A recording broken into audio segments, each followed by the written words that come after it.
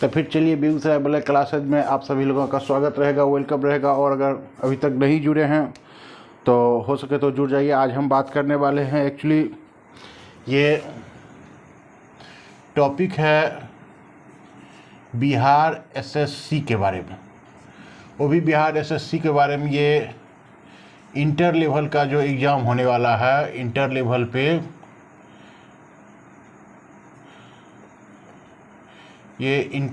पे जो एग्ज़ाम होने वाला है उसी के रिगार्डिंग कि इसका एग्जामिनेशन का ये पैटर्न क्या होने वाला है, ये इसका एग्जामिनेशन का पैटर्न कैसा रहेगा। तो आज हम बात करने वाले हैं बिहार एसएससी एग्ज़ाम के एग्जामिनेशन लेवल, इंटर लेवल वाले एग्जामिनेशन के पैटर्न के बारे में। तो पैटर्न के बारे में जानने से पहले हम थोड़ा सा आपको याद दिला दें कि इसका फॉर्म भरने का स्टार्टिंग डेट आपको ये 27 सितंबर 2023 से भरा रहा और इसका एंडिंग डेट 11 नवंबर 2023 है। तो इस डेट को याद रखिएगा। जिन लोगों ने फॉर्म नहीं भरे हैं वो लोग अपना फॉर्म अप्लाई कर सकते हैं और यहाँ पे फॉर्म भर लें, और जो लोग योग्यता हैं उसके लिए फॉर्म भर लें। अब बात ये आती है कि भाई इसका एग्जामिनेशन पैटर्न क्या है। सबसे पहले तो दो स्टैंडर्ड लेवल में एग्जामिनेशन होंगे। एक ये पीटी एग्जामिनेशन और वहीं पे दूसरा एग्जामिनेशन ये मेंस होंगे। लेकिन बात ये आती कि इस टर्म पे हम तब पहुंचेंगे जब हम ये पहला टर्म पीटी एग्जामिनेशन क्लियर करेंगे। अब पीटी एग्जामिनेशन क्लियर करने के लिए सबसे पहले तो हमें इस पीटी एग्जामिनेशन पे ही फोकस करना पड़ेगा।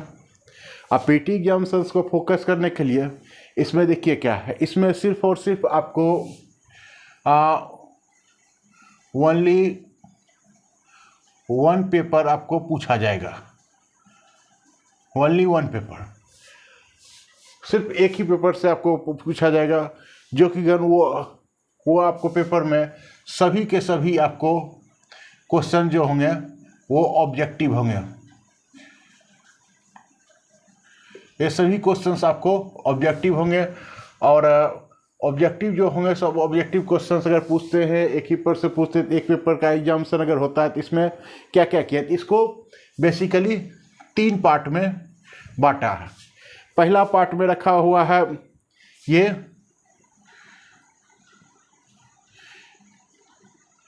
ये जनरल साइंस, ये जनरल साइंस। दूसरे पार्ट में जो इसको डिवाइड किया, दूसरा पार्ट में है ये general math and general science.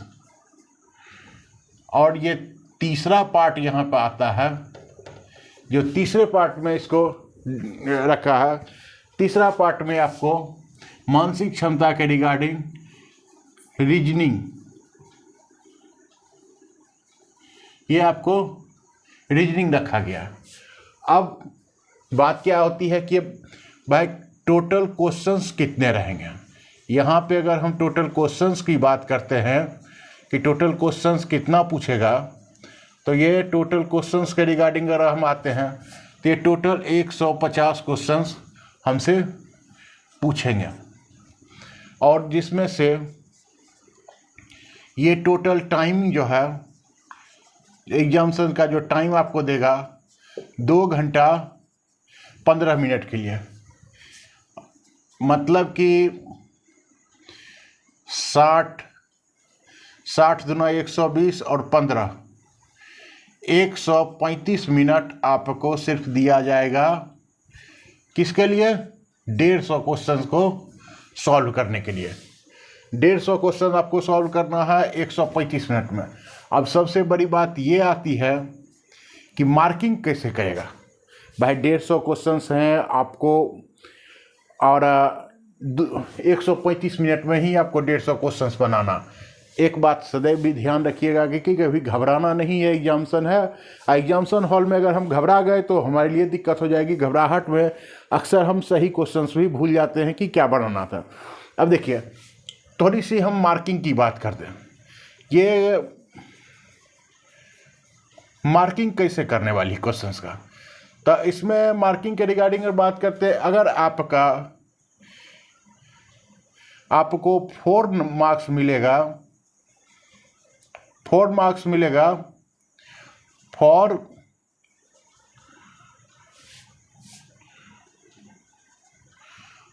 One right question.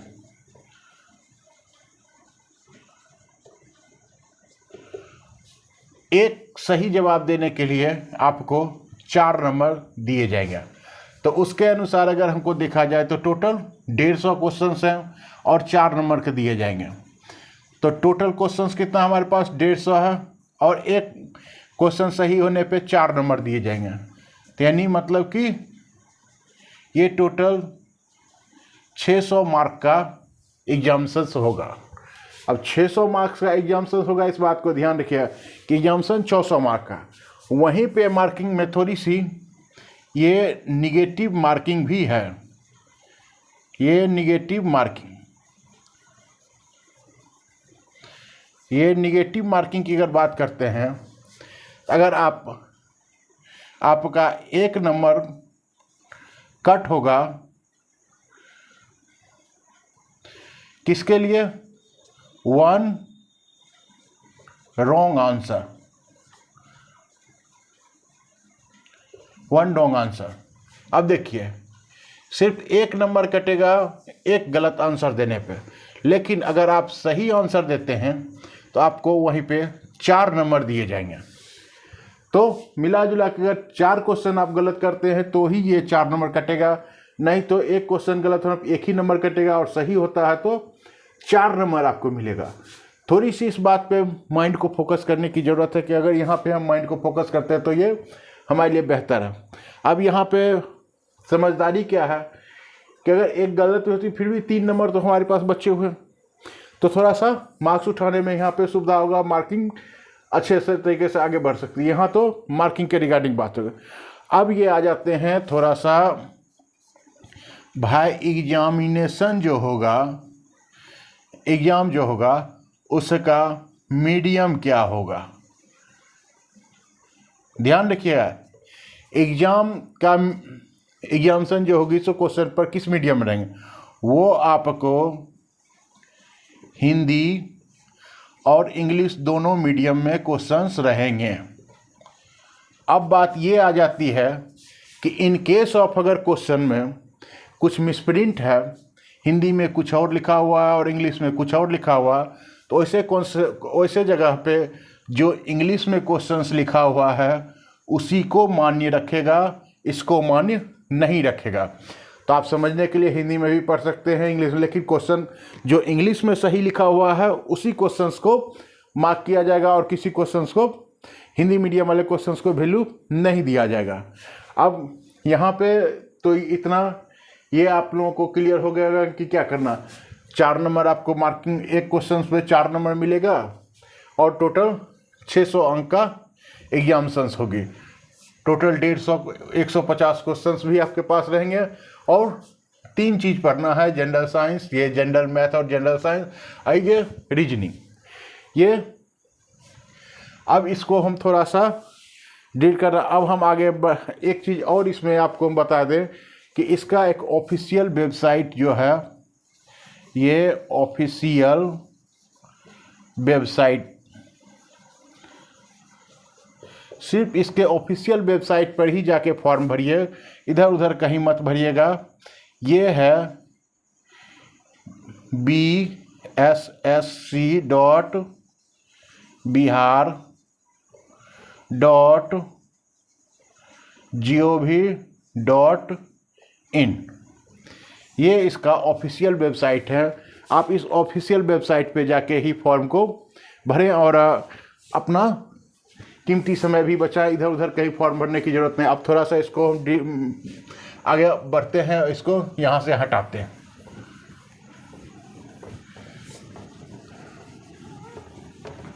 अब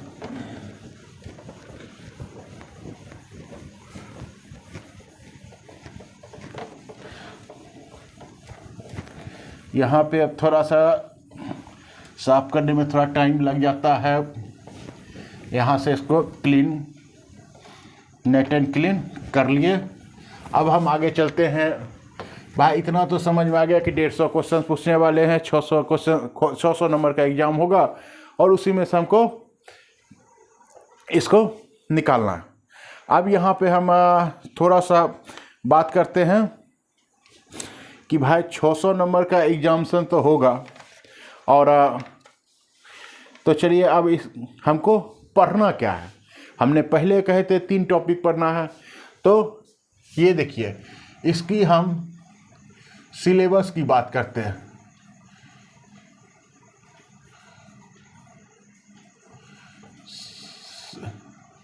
ये इसके सिलेबस की अगर हम बात करते हैं तो सिलेबस में देखिए क्या है। ये पहला टॉपिक जो पढ़ना है हमको वो है सामान्य अध्ययन।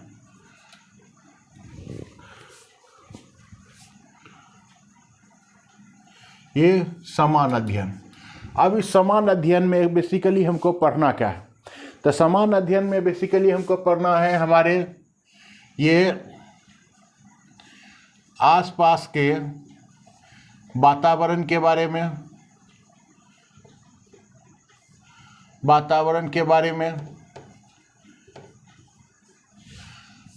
ऊपर से अगर हम आसपास के अपने वातावरण के बारे में पढ़ते हैं कि हमारे आसपास वातावरण की जानकारी हमको होना ज़रूरी है, और उस जानकारी को होने के बाद वातावरण के जानकारी प्राप्त होने के वातावरण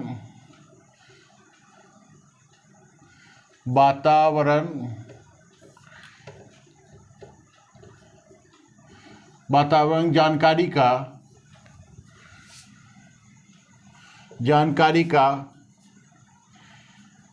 अपने जीवन में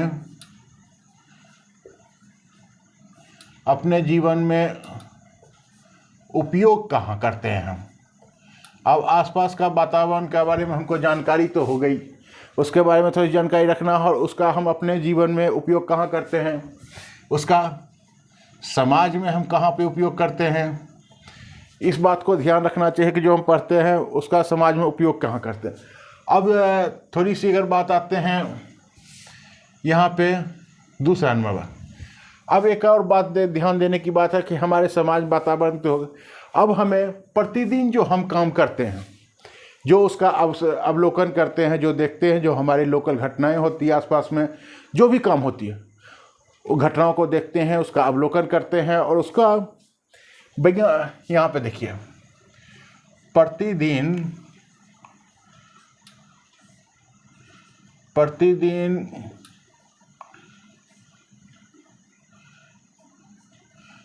घटनाएं का अवलोकन,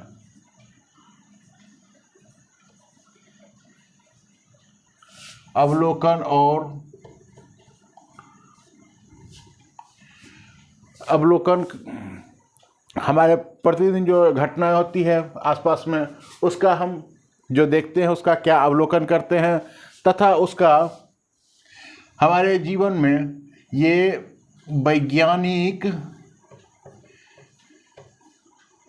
वैज्ञानिक दृष्टिकोण जो होती है, ये दृष्टिकोण, इस वैज्ञानिक दृष्टिकोण के नज़र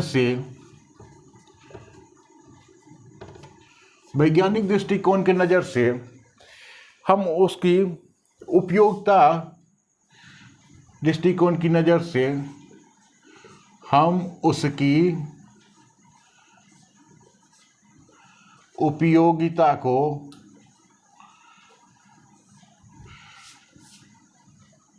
देखते हैं। ध्यान रखिएगा क्या हम कह रहे हैं। प्रतिदिन की घटनाएं जो हमारे आसपास होती है उसे हम देखते हैं और उसका अवलोकन करके ये वैज्ञानिक दृष्टिकोण के नज़र से उसकी उपयोगिता को हम कहाँ देखते हैं और उसको हम क्या करते हैं, इस बात से रिलेटेड थोड़ी सी जानकारी रखना आपको जरूरी है। अब हम आते हैं, अब इसकी वैज्ञानिक दृष्टिकोण से तो देख लिए, वहीं पे थोड़ी सी ये भी देखना है कि तीसरा नंबर पॉइंट में आते हैं कि समाज में शिक्षित लोग जो हैं, ये शिक्षित लोगों को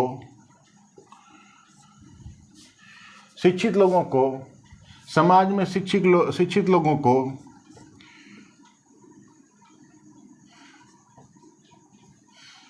लोगों को समाज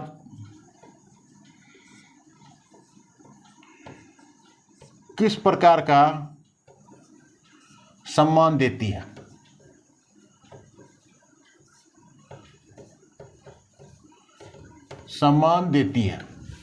अब देखिए समाज में हम देखिए इसकी दृष्टिकोण से देखिए, अब हमारे समाज में देखिए कुछ शिक्षित लोग भी हैं और शिक्षित लोगों को समाज में किस प्रकार का ये सम्मान हम लोग देते हैं, या सामाजिक लोग उसकी किस प्रकार का वैल्यू देते हैं, कैसे उसकी अवलोकन करते हैं और उनकी बातों को बड़ी गौर से लोग रखते हैं, उसका कैसे महत्व देते हैं समाज में, इन सब बातों पे भी थोड़ा सा ध्यान रखना और उसकी ज्ञान रखना जरूरी है।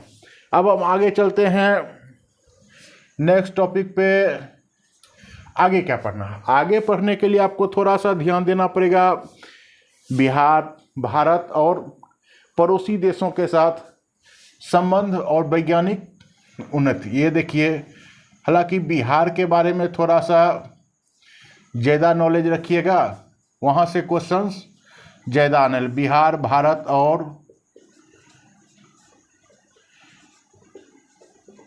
और पड़ोसी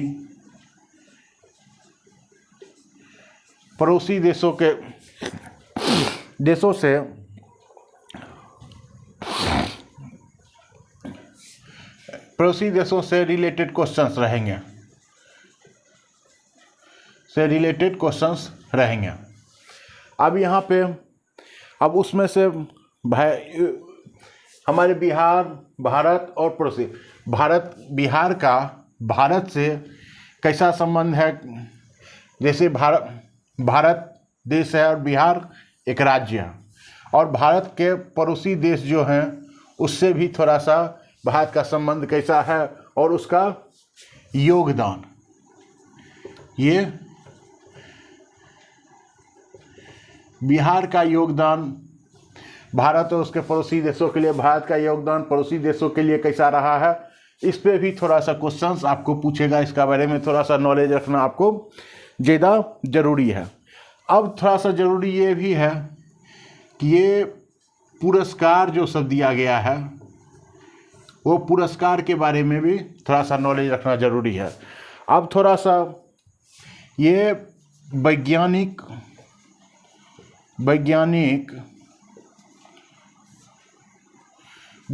प्रगति के बारे में भी थोड़ा सा जानना आपको ज़रूरी है।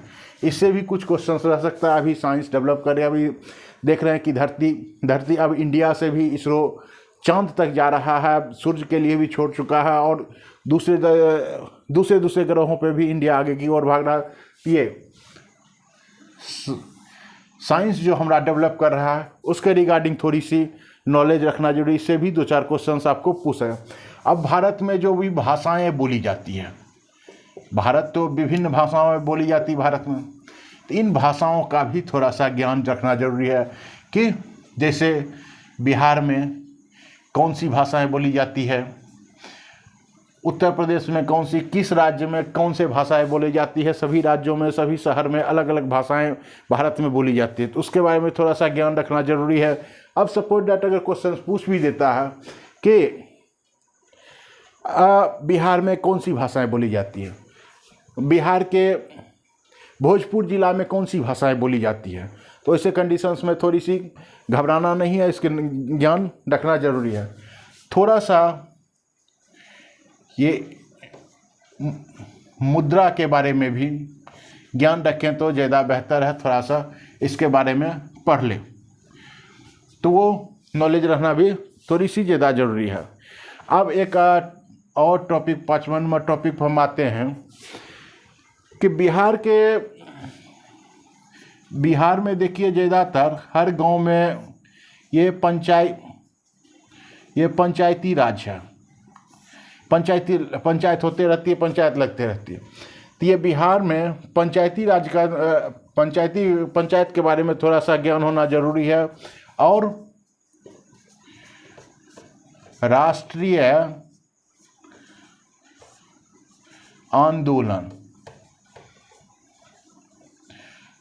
आंदोलन में बिहार का क्या सहयोग रहा है।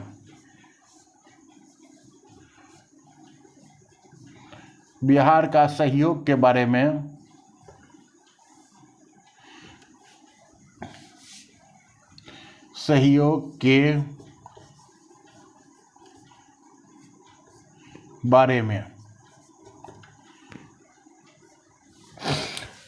तो बिहार, अब देखिए बिहार के पंचायती राज के बारे में थोड़ा सा ध्यान रखना है और राष्ट्रीय आंदोलन में बिहार का क्या सहयोग रहा है इसके बारे में भी थोड़ी सी ज्ञान रखना आपके लिए ज़्यादा ज़रूरी है। अब हम आगे की ओर चलते हैं और अभी देखिए थोड़ा सा बिहार के बारे में ये राजनीतिक मुद्दा से भी कुछ क्वेश्चंस आ सकते हैं। तो राजनीतिक मुद्दा का ज्ञान जनरली आप टीवी देखते हैं, इधर उधर देखते हैं तो उसके बारे में थोड़ा सा, या पेपर पढ़ते हैं तो नॉलेज आपको मिल ही जाते हैं। अब देखिए एक टॉपिक और आती है, भारत को तो कहते हैं कि भारत कृषि प्रधान देश है। तो यहाँ पे थोड़ा सा आपको ये भारतीय कृषि के बारे में भी ज्ञान होना जरूरी है। साथ ही साथ और आपको भारत के प्राकृतिक संसाधनों के बारे में भी थोड़ी सी नॉलेज रखना जरूरी है। प्राकृतिक संसाधनों की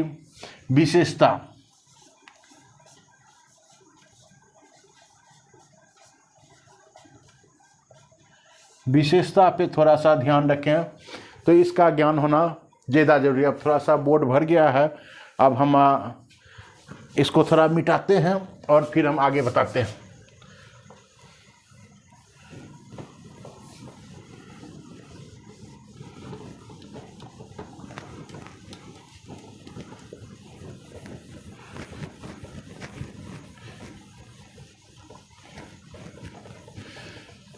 तो देखिए सिलेबस है आसान, इसमें सिलेबस में कहीं कोई खास है नहीं, और लेकिन हाँ यही है कि आपको टाइम देना पड़ेगा, 7 से 8 घंटा कम से कम आपको पढ़ना पड़ेगा। और दुनियादारी रिश्तेदारी आपको थोड़ी सी दूर रहने में ही फ़ायदा है। एक बार एग्जामिनेशन पास कर जाइए, उसके बाद आप ज़िंदगी भर रिश्तेदारी निभाते रहिए, कहीं कोई दिक्कत नहीं है। लेकिन पहले एक बार एग्जामिनेशन को पास कर लीजिए। अब हम आते हैं, ये दूसरा पेपर था सामान्य विज्ञान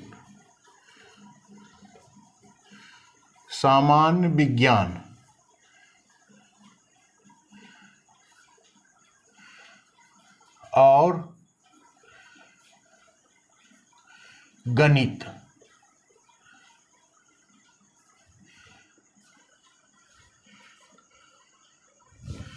ये सामान्य विज्ञान और गणित के बारे में, और इसमें देखिए बेसिकली पढ़ना क्या है, थोड़ा सा ध्यान रखिएगा। अब यहाँ से पहला नंबर हम टॉपिक में आ जाते हैं, ये सामान्य विज्ञान के बारे में था, चर्चा कर लें कि क्या पढ़ना है। तो सामान्य विज्ञान में आपको एक्चुअली सब देखिए इंटर बेसिस पे ही हैं, तो इसमें आप थोड़ा सा ध्यान रखिएगा। 7th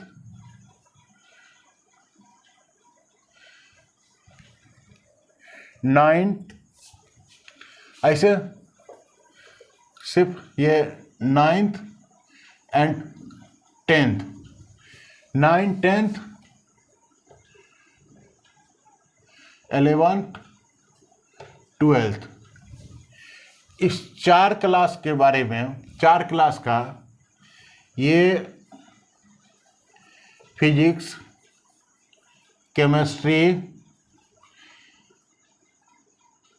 बायोलॉजी और थोड़ा सा जियोग्राफी के बारे में भी पढ़ लें। अब भाई पढ़ना कहाँ से, कौन सा बुक लेना है, ये करना वो करना, तो हम कहेंगे मार्केट में बहुत सारे बुक अवेलेबल हैं, सब निकालते हैं, लेकिन सबसे बेस्ट एग्जामिनेशन पास करने के लिए कहते हैं कि जिसका जड़ मजबूत हो वही कुछ कर सकता। तो जड़ को पकड़िए, छिप और पत्ते के पीछे मत भागिए। तो इसमें हम प्रिफेयर आपको करेंगे कि ये आप NCERT की अगर बुक को आप सेलेक्ट करते हैं और उसके बुक से आप इसके टॉपिक को थोड़ा सा ध्यान में रख लेते हैं तो आसानी से आपके क्वेश्चंस सॉर्ट आउट भी हो जाएंगे, और जो सॉर्ट आउट हो गए तो आपके मार्क्सिंग में दिक्कत नहीं होगा और सिलेक्शन लिस्ट में नाम भी आ जाएगा। दूसरा टॉपिक आता है ये गणित, कि भाई गणित में क्या पढ़ना। तो गणित में पढ़ने के लिए क्या, देखिए थोड़ा सा ध्यान रखिएगा, संख्या पद्धति के बारे में आप पढ़े होंगे। यहाँ पे हम आपको प्रिफेयर करेंगे कि बिहार बोर्ड से रिलेटेड जो बुक है उस बुक को आप मैथ में पढ़िए।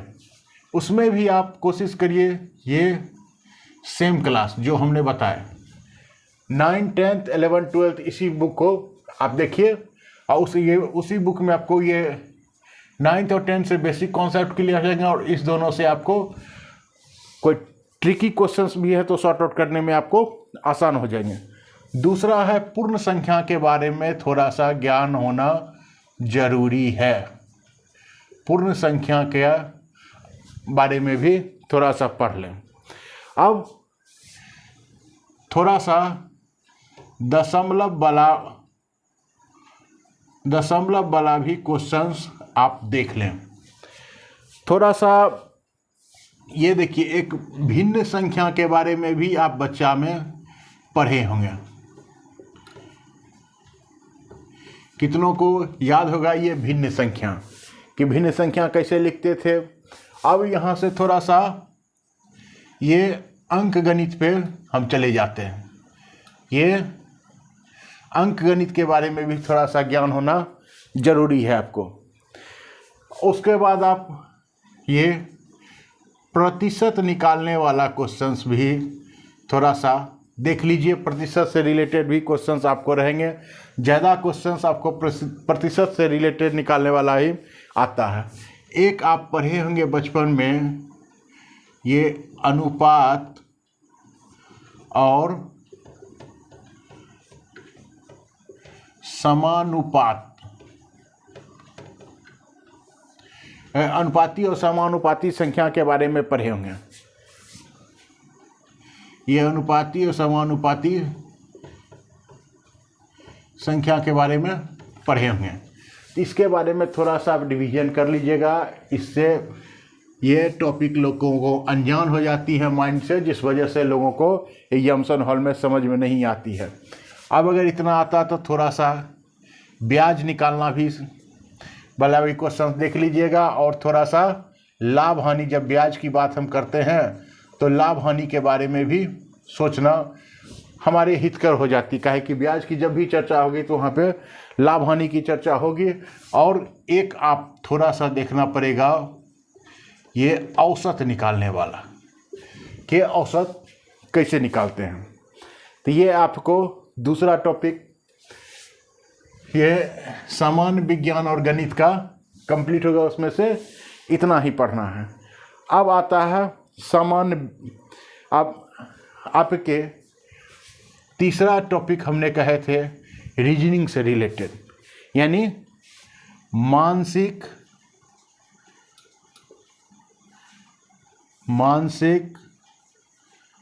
क्षमता जांच। यहाँ पे थोड़ा सा आप ध्यान रखिएगा। इसमें आप वैसे ही क्वेश्चंस को छुएं जिसमें कन्फर्म हो, जिससे कन्फर्म ना हो उससे आपको छूने की कोशिश ना करें। 3 टॉपिक है, तीनों टॉपिक से आपको ये 50-50-50 क्वेश्चंस रहेंगे। और यहाँ से आपको अगर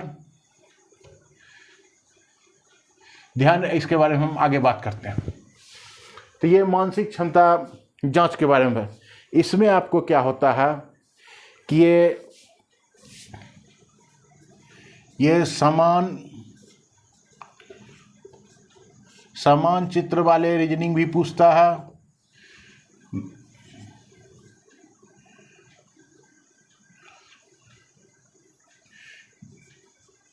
बी समान चित्र वाला से भी रीजनिंग पूछता है। मान लिया जाए कि कुछ फोटो है, उसमें से सबसे डिफरेंट फोटो कौन सा है और समान फोटो कौन सा है, तो इस प्रकार से भी आपको 4 गो ऑप्शन दे देगा। उसमें से समान फोटो निकालना है, उसमें से जो डिफरेंट फोटो है उसको निकालना है। अब हम आगे चलते हैं कि अब थोड़ा सा ये शाब्दिक और गैर शाब्दिक के बारे में पढ़ लें, शब्दों के बारे में पढ़ लें, तो आपके लिए थोड़ा सा बेहतर है कि पूछ देगा कि इसमें कौन सा शाब्दिक है, कौन सा गैर शाब्दिक, तो उस चुनने में आपको ज़्यादा उचित रहेगा। अब किसी चीज़ को एक स्टोरी बता रहा है, उसमें आपको स्थान कल्पना के, लोकेशन के बारे में पूछ सकता है। स्थान के बारे में कल्पना करने के लिए स्टोरी लिखा, पूछ देगा कि ये स्टोरी कौन से लोकेशन का है, तो उस जगह थोड़ा सा। अब 2 दोस्तों के बीच के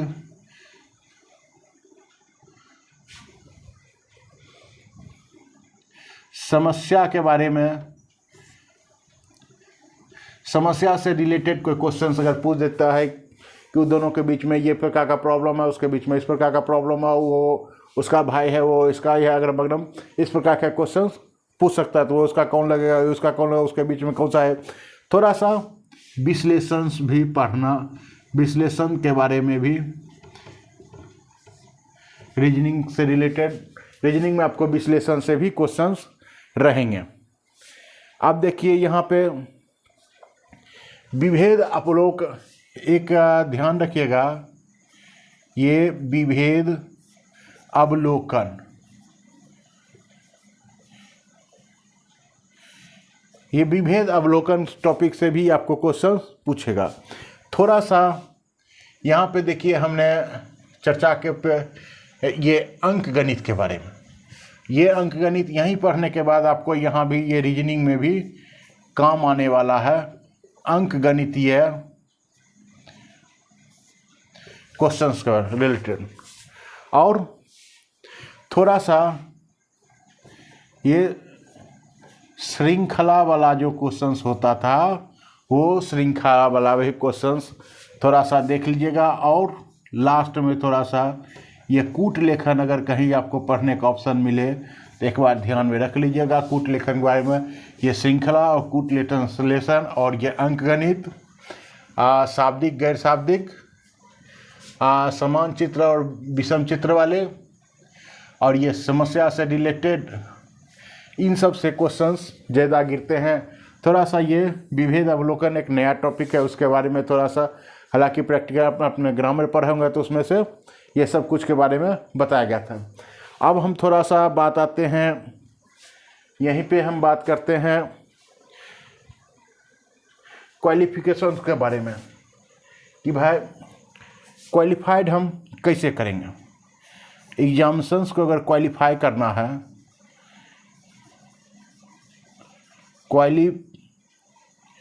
क्वालिफाइंग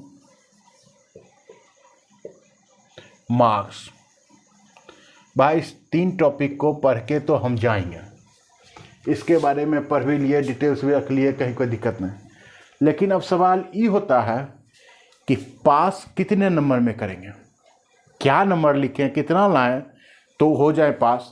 तो हमने क्या कहा अभी, इसके बारे में बात हम थोड़ी देर में करते हैं। ये देखिए टोटल 150 क्वेश्चंस हमसे पूछेंगे।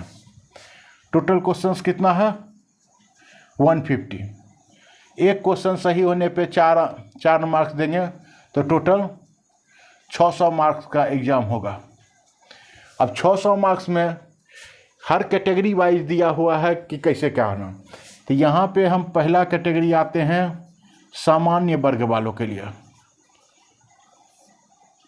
सामान्य वर्ग वालों के लिए, तो सामान्य वर्ग वालों के लिए दिया हुआ है कि उसको 40% नंबर लाना जरूरी है। यानी कि ये आप देखिए 600 का 40% अगर हम निकालते हैं, 00 कट गया, यहाँ पे 6 चौक 24, 240 नंबर। अगर जनरल लोगों को 240 नंबर आते हैं सामान्य वर्ग वाले को, तो उनका सिलेक्शन लिस्ट में नाम आ जाएगा, मेंस एग्जामिनेशन देने के लिए हो जाएंगे। अब वहीं पे आते हैं पिछड़ा वर्ग वालों के लिए। ये पिछड़ा वर्ग वालों का, पिछड़ा वर्ग वालों के लिए है, उनके थोड़ा रियायत दिया गया है। 36.5% नंबर भी अगर आते हैं तो उनको सिलेक्शन ले लिया जाएगा। अब उसमें भाई कितना नंबर होगा, तो ये देखिए 36.5 बाय 100, यहाँ से ये 00 कट गए। अब इसको अगर हम गुना करते हैं तो ये यहाँ पे टोटल 219 नंबर आते हैं। सामान्य वर्ग वालों के लिए 240, वहीं पिछड़ा वर्ग के लिए 219 नंबर, सिर्फ 219 में ही पास कर जाएंगे। अब आते हैं तीसरा नंबर टॉपिक, ये अति पिछड़ा वर्ग के बारे में। वह इसको कितना दिया है, तो अति पिछड़ा वर्ग वालों को दिया है उससे भी कम 34% नंबर भी आते हैं तो उसको सिलेक्शन हो जाएगा। अब देखिए उसका 600 गुना 34/100, 00 कट गए, यहाँ पे ये टोटल आपको हो गए 204 नंबर, सिर्फ 204 नंबर। टोटल कितना है, 600 नंबर है। 600 में देखिए मात्र 240 में ही सिलेक्शन जनरल लोगों का हो रहा है, पिछड़ा वर्ग का 219 पर और अति पिछड़ा वर्ग वालों का 204 नंबर पे। अब चौथा नंबर हम आते हैं वैसे लोगों के लिए जो महिला लोग हैं। महिला में